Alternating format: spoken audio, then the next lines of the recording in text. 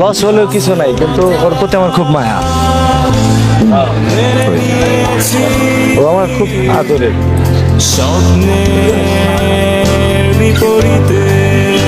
ওকে যে কোন টাকায় বিক্রি করতে চাচ্ছি, ওকে সকালবেলা একটা ধমক দিচ্ছি, এখন কাঁদছে।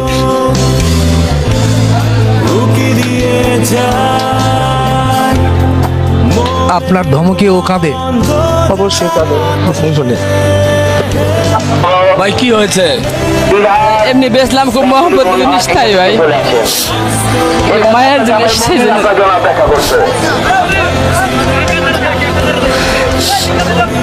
কত দিয়ে বিক্রি হলো? 3,19,000 টাকা।